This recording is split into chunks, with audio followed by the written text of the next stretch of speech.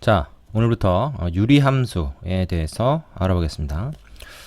그런데 그 유리함수를 하기 전에 우리가 일단 유리식의 그 연산, 이 기술에 대해서 좀 알 필요가 있어요. 그래서 대부분의 교과서가 그냥 유리함수를 맞바로 들어가는데 사실 이 유리수 부분은 중학교 2학년 때 일부 좀 했습니다. 단항식이라는 단원으로. 하지만 그때 너무 약하게 했기 때문에 이걸 좀 정리하고 갈 필요가 있어서 이 책에서도 유리식을 또 따로 이렇게 공부를 하고 난 다음에 유리함수로 들어갔어요.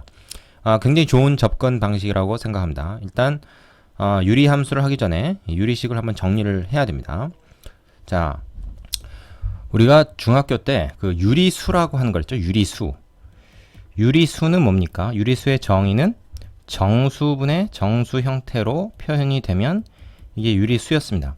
그럼 유리식은 뭐냐면 두 다항식 AB에 대해서 B분의 A, 즉 다항식분의 다항식이에요. 다항식분의 다항식.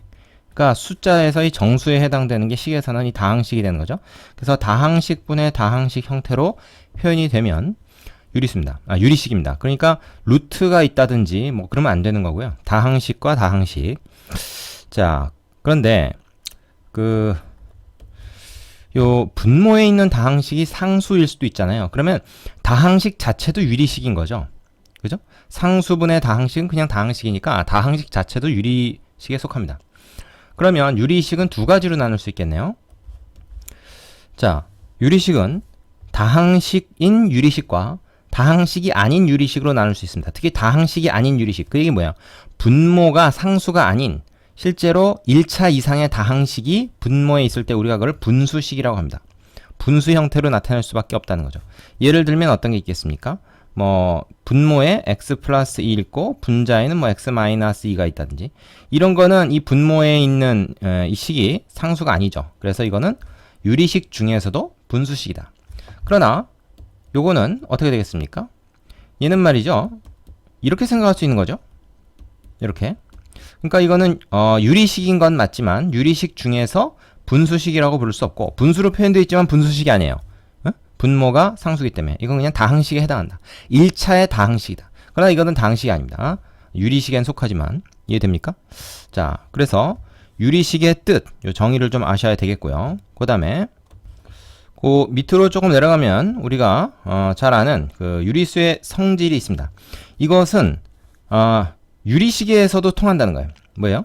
이 라지 AB는 각각의 식입니다. 우리가 이게 이제 어떤 그 실수나 숫자일 때 성립했던 게 그대로 성립한다는 거예요. 뭐죠? 분자 분모에 같은 수를 곱하거나 나누어도 그 값이 변하지 않는다라는 게 이제 유리수에서의 그 성질이었죠. 이걸 이용해서 우리가 약분, 통분을 하지 않습니까? 그런데 유리식에서도 그게 그대로 통한다는 거예요. 분자 분모에 어떤 다항식들이 있으면 그 다항식에다가 새로운 다항식, 여기서 뭐라 했어요? C가 0이 아닌 다항식일 때 새로운 다항식을 분자분모에 똑같이 곱한다든지 아니면 똑같이 나누는 거. 특히 이게 똑같이 나누는 걸 우리가 약분한다 이렇게 얘기를 하겠죠? 똑같이 곱하는 건 뭐 이제 분모를 뭐 최소공배수로 통분한다든지 이럴 때 이제 필요하겠죠. 그래서 곱하거나 나누는 행위를 이렇게 할 수 있다. 그래서 유리수에서 우리가 사용했던 그런 그 방법을 유리식에서도 그대로 사용할 수 있다. 물론 이 C는 그대로 상수일 수도 있습니다. 그리고 어떤 식일 수도 있고요. 되시겠죠? 그래서 이걸 통해서 우리가 보통 약분할 때 이 성질을 많이 쓰겠죠. 되시죠? 자, 별로 새로울 게 없는 내용입니다. 다음 페이지로 가겠습니다. 자, 다음 쪽에 샘 특강에 보면 이 교육과정에 포함이 안 되어 있는 내용이긴 한데 다항식에서도 최소 공배수 그리고 최대 공약수도 사실은 있습니다. 두 다항식의 최대 공약수, 최소 공배수의 개념이 사실 예전 교육과정이 있었는데 바뀌면서 좀 빠졌죠. 근데 이거 좀 필요한 내용이긴 해요. 왜 빠졌는지 모르겠는데 두 다항식 이제 PQ가 있을 때 다항식 P가 A와 B라는 두 개의 다항식의 곱으로 표현이 되고 그러니까 인수분해를 한 거죠. P를. Q도 마찬가지로 A와 C 두 개의 곱으로 표현이 되면 즉 이렇게 인수분해가 되면 이 A가 공통으로 들어있는 공통인수 아닙니까? 이걸 그러니까 P와 Q라는 두 식의 공약수다 이렇게 얘기할 수가 있어요. 뭐 숫자가 아니고 식이긴 하지만 공약수. 이때 B와 C가 서로 소이면 즉 공통 부분이 전혀 없으면 A는 최대 공약수가 되는 겁니다. 그러면 최소 공배수의 개념도 마찬가지겠죠. 어떻게 됩니까? P와 Q의 최소 공배수는 P가 가지고 있고 Q가 가지고 있는 모든 수들을 다 곱하는 거니까 결국 A, B, C 요 세 식의 곱이 말하자면 P와 Q의 최소 공배수가 되는 거죠. 이걸 최소 공배식이라고 부르지 않는 거 주의해야 됩니다. 그냥 최소 공배수라고 부릅니다. 자, 그래서 이 원리는 우리가 숫자에서 최대 공약수, 최소 공배수 구하는 거랑 똑같아요. 특히 이 최소 공배수가 왜 중요합니까? 두 개 이상의 분수식에서 분수식의 분모를 통분할 때 바로 이 최소 공배수로 통분하기 때문에 요 내용은 좀 알 필요가 있습니다. 교과 과정에서 이걸 빼놓고 나서 뒤에 가면 또 이제 이 통분하는 과정이 은근슬쩍 나오거든요. 그러니까 그게 조금 이상한 거죠. 이걸 좀 얘기를 하고선 해야 되는데. 자, 그리고 그 다음에 가면 유리식의 계산 스킬에 대해서 몇 가지가 나옵니다. 자, 그리고 이제 단서를 달아놨어요. 여기 이제 교과서에는 나오지 않는 단원이지만 유리함수나 그 뒤에 사실은 우리가 여러 가지 그 유리식을 다루는 일이 나오는데 그때 다 필요한 스킬들입니다. 그러니까 이걸 좀 정리하고 가는 게 여러모로 유리하겠죠. 뭡니까? 어려운 내용도 아니에요.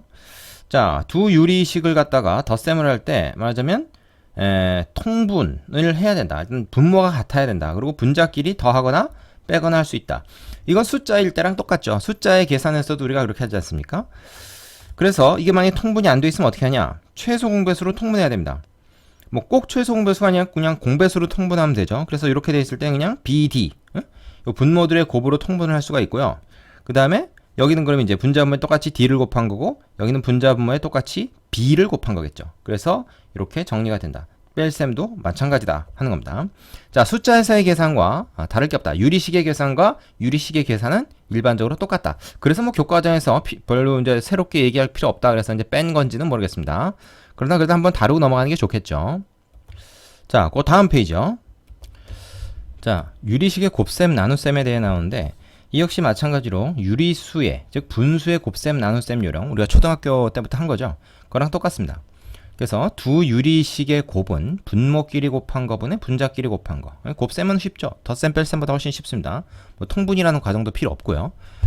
자, 그래서 이렇게 되고 여기서 이제 단지 이게 대문자로 쓴 거는 소문자로 썼을 때는 이건 이제 숫자를 얘기하고 대문자로 썼을 때는 식을 얘기하거든요. 특별히 여기서 이제 다항식들을 이렇게 숫자처럼 계산할 수가 있다는 거죠.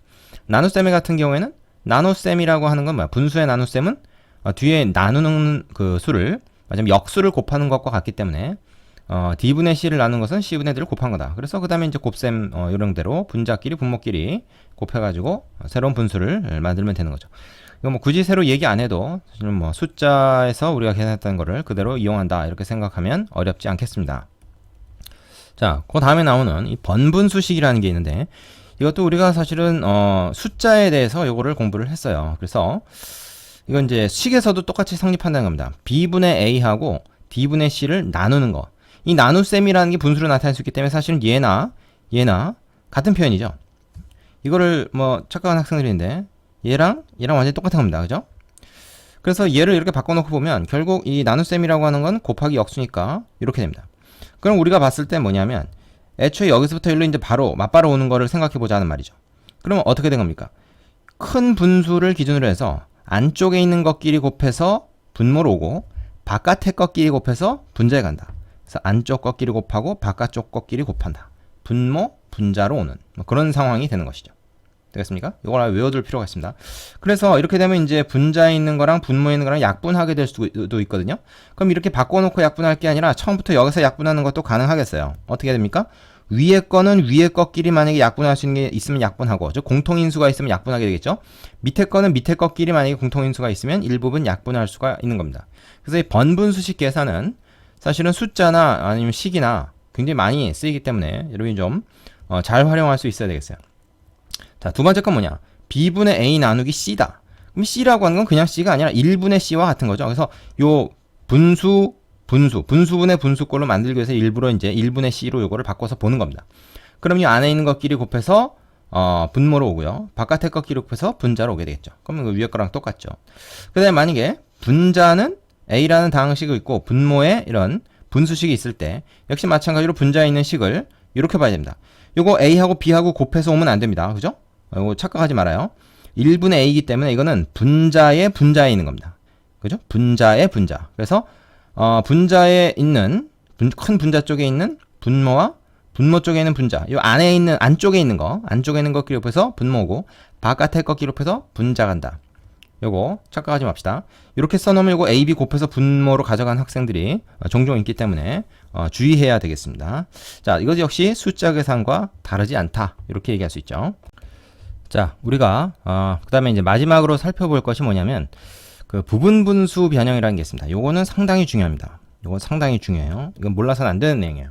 그리고 이건 뒤에 수열에서도 또 나옵니다. 그리고 앞으로 계속 쓰일 거기 때문에 사실 이제 뭐 뒤에 미분법에서도 사용이 되고 굉장히 여러모로 쓰이는 거기 때문에 이건 꼭 알아둬야 돼요. 부분 분수 변형.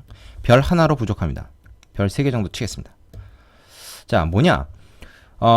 우리가 이제 그 분수식에서 특히 분수식에서 분모가 이제 상수가 아닌 분수식에서 두 식을 곱한 거분의 1 이렇게 되면 요거는 이렇게 변형이 가능하다는 거예요. b-a분의 1, a분의 1 빼기 b분의 1.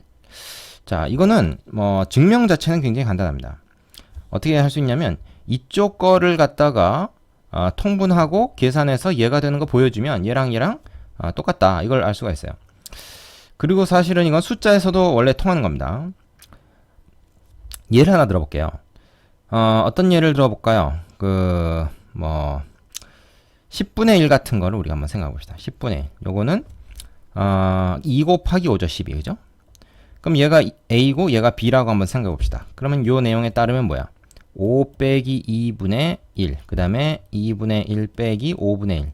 이렇게 바꿀 수 있다는 얘기죠. 10분의 1을 이렇게 바꿀 수 있다. 그죠? 그래서 이건 뭐야? 계산 한번 해보세요. 3분의 1이고 얘는 다시 통분해보면 이건 뭐냐면 10으로 통분해서 10분의 5 빼기 2니까 3 이렇게 됩니다. 그럼 이거 약분해서 도로 10분의 1이 되는 걸 볼 수가 있죠. 자, 그럼 여러분이 이런 의문이 들 거예요. 아니, 멀쩡하게 간단한 숫자를 뭐더러 이렇게 복잡하게 만들어가지고 하느냐. 맞습니다. 숫자에서는 이렇게 부분분수 변형하는 게 별로 이득이 없어요. 별 효익이 없습니다. 그래서 이렇게 안 하죠, 잘. 하지만 식에서는 이게 쓰임새가 있어요. 쓰임새가 있습니다. A, B가 각각 예를 들어서 다항식이라고 했을 때 얘가 1차식, 얘가 1차식이면은 이 두 개 곱한 건 2차식이 되잖아요. 그래서 2차식 분의 1 요거를 이렇게 변형하면 각각이 다 1차식으로 바뀌는 경우가 생깁니다. 그죠? 그래서 차수를 낮출 수 있다. 이게 굉장히 큰 장점이기 때문에 간단한 것을 우리가 복잡하게 만드는 것처럼 보이겠지만 이게 쓸모가 있어요. 그래서 이렇게 변형하는 경우가 자주 있다. 그래서 여러분이 이걸 꼭 알아야 됩니다. 요거 이제 일단 증명을 한번 해보면은 지금 한 거랑 똑같습니다. 우측을 갖다가 요 괄호 안을 통분을 해봅시다. 그러면 A, B로 통분이 되겠죠? 그리고 B-A 이렇게 되겠죠? 자, 요 식이 이렇게 될 겁니다. 그럼 어떻게 됩니까? 이쪽은 똑같으니까 없어지고 A, B분의 1이 된다는 걸 우리가 볼 수 있죠. 그래서 여기서 1로 가는 건 간단한데 여기서 1로 만드는 거 좌측에서 우측으로 만드는 거 우리가 좀 외워둬야 되겠죠. 자연스럽게 생각이 안 나죠. 그죠? 자, 이 예를 한번 들어보겠습니다. 책에 나와 있는 예인데요. x 플러스 2분의 1. 자, 이런 식이 있다고 합시다. 물론 처음에 이렇게 주어질 수도 있고 아니면 인수분해 되기 전 형태. 그러니까 요게 x제곱 플러스 2x분의 1이다. 이런 식으로 주어질 수도 있습니다. 그럼 우리가 일단 이걸로 바꿔야 돼. 인수분해를 해야 돼요. 곱의 형태로 만들어야 됩니다. 곱의 형태로 만든 다음에 무엇을 A로 두고 무엇을 B로 둘까를 결정을 해야 되는데 이건 사실 상관은 없습니다. A, B가 바뀌어도 상관없어요. 어차피 똑같이 나옵니다. 그런데 가능하면 큰 거, 두 식 중에서 뺐을 때 마이너스 부호가 안 나오는 거를 B로 두는 게 조금 낫습니다. 마찬가지긴 한데요. 그래서 여기서는 x 플러스 2를 B로 두겠습니다. 그럼 뭐야? 이거는 B-A. B-A니까 x 플러스 2 마이너스 x죠. B-A분의 1. 그리고 A분의 1, 즉 x분의 1 빼기 B분의 1, x 플러스 2분의 1 이렇게 바꿀 수 있다는 거예요. 이렇게 보니까 얘는 어떻게 됩니까? x가 지워지고 결국 2분의 1에 x-1 빼기 x 플러스 2분의 1이 되더라. 이렇게 되는 거죠. 자, 그래서 이 식을 이런 형태로 바꿨을 수 있다.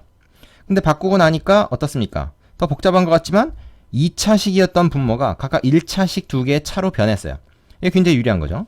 나중에 이제 이게 뭐가 유리하냐면 이렇게 된 거 여러 개를 쭉 이제 나열을 했을 때 지들끼리 다 이게 지워지는 경우가 생깁니다. 이거 중학교 때도 잠깐 구경을 좀 했을 텐데 우리가 루트 계산 같은 거 할 때만 여러 개 쭉 있는데 이웃한 것끼리 지워지고 처음이랑 끝에 것만 남는 그런 문제들 있었잖아요. 뭐 그거 모른다 그러면 공부 안 한 거고 그거랑 이제 비슷한 상황이 생겨요. 그래서 나중에 수열의 합에서도 이게 굉장히 자주 쓰인다.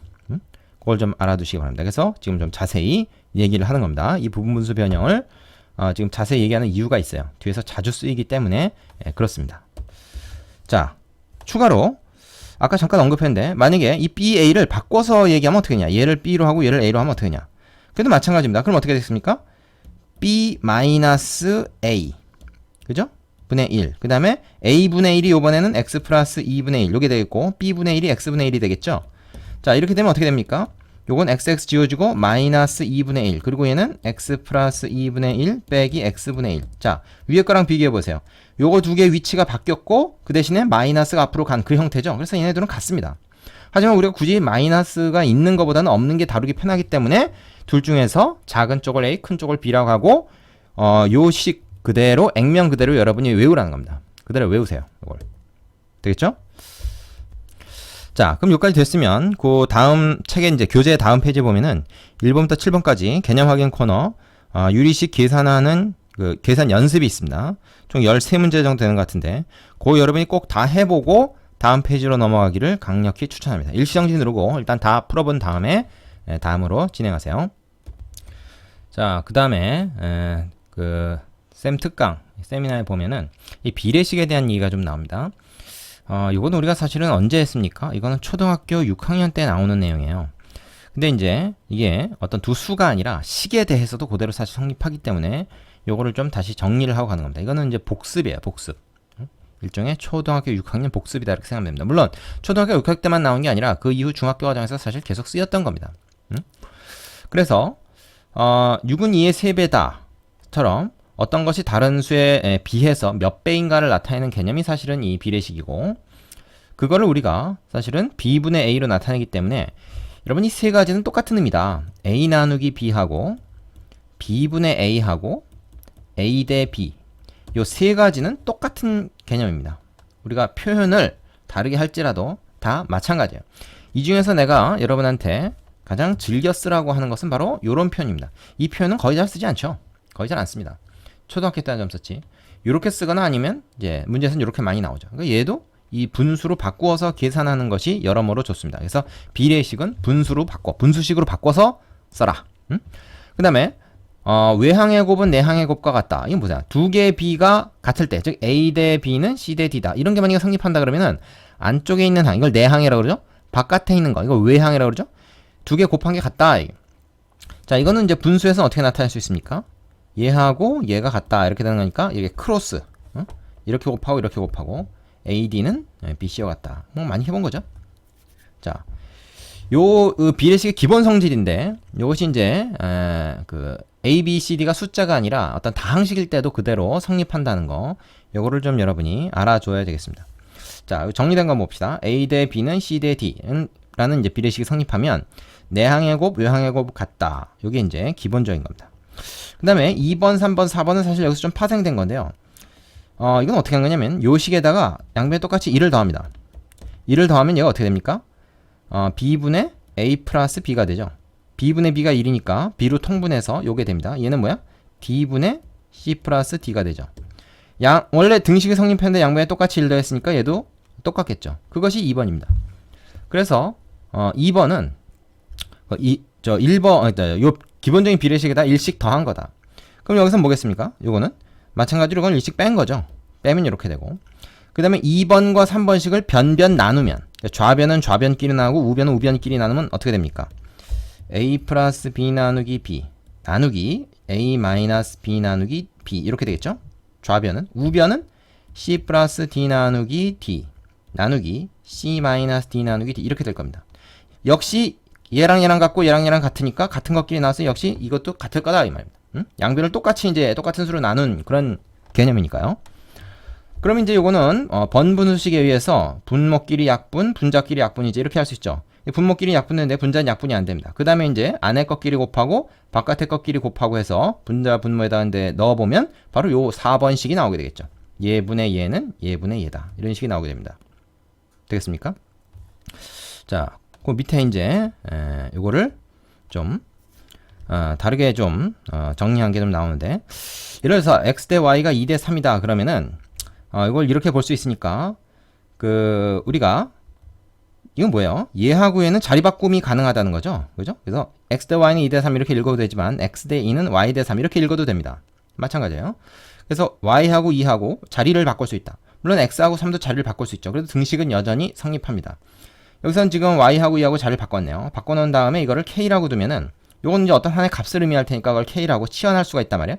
그럼 x는 2k, y는 3k 이렇게 x하고 y를 같은 문자 k에 관한 식으로 표현할 수가 있다.